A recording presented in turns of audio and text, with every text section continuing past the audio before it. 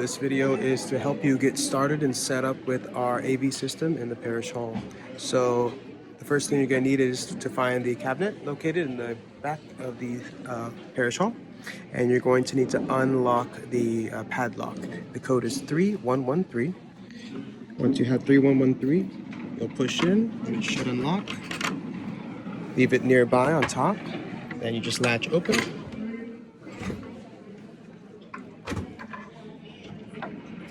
So what you're going to want to do is very precisely go through the following steps, which is open the cabinet, unlock it, turn on the lights in here so that you can see because it is kind of dark, and then turn on the mixer, which helps to diminish a pop, and then turn on the speakers last. If you're using a projector, that will be just a completely separate part of this, but we're just going to work on the sound first so that everything is set up. So here's the light right here. Then at the back of the mixer, there are your power button right here. Turn that on. If you're using the handheld microphones, go ahead and turn that on. This order allows there to be no popping.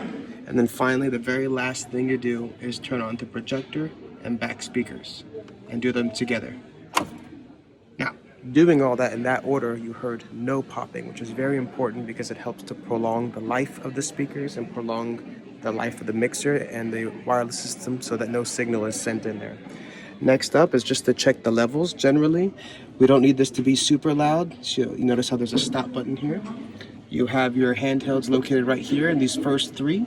Once again, there's a stop located here, so they don't have to be any really louder than that. Your podium, you might want to watch that just because it is a sensitive one. And then, of course, these are all your regular inputs if we had a visiting group that wanted to plug into the system. Working the projector, you need to look for two things. You need to look for the remote, which is placed usually right here in the cabinet, and you need to make sure you locate the HDMI cable. There's this long cable right here. Most often, it should be plugged into your computer. 9 times out of 10, if you plug it into whatever device you bring, it should automatically click on, and you'll look like that. Remember, when you do turn it on, though, make sure you do a nice, strong, bold press on the green button, and it should turn on in about 30 seconds to a minute. And then, of course, don't forget to turn it off when you're done. Now, sound is another thing, so you want to make sure you know where the sound is located. For the most part, we leave the computer turned up very loud, just so it has full volume. And then where it's located in the sound, just out of the HDMI, is right here at tape.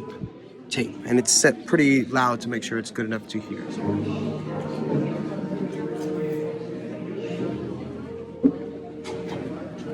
Now, once again, if that's not loud enough, you could always go to tape and turn it up. Okay, so that's one option. The other option is if you're going to use the line-in cable, which is just a regular MP3 cable, such as that. That will normally be plugged into the computer as well as a backup, and that's located at 11 and 12. Right now, I actually have it plugged into the iPad.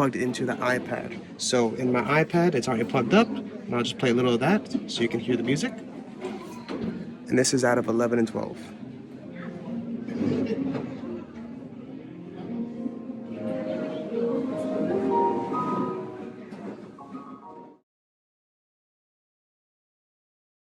So you are going in reverse order to once again avoid popping and loud sounds. So you're going to first go to the two switches, click them off together.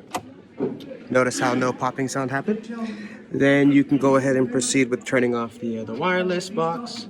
And then if you recall, turning off the mixer, that switch in the back. Okay, last thing, now that you've finished packing up, make sure you've closed the drawer. Make sure if you have your own devices, you've already pulled those out. If you have your coffee, pull that out. And then finally, you're gonna want to click off the light, so since you won't need this anymore. It can get the cabinet very hot, so you don't wanna leave it on. Make sure everything is closed in place. And then you will go ahead and shut the cabinet.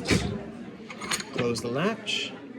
Make sure your keypad is reset whenever you close it, and you are good to go.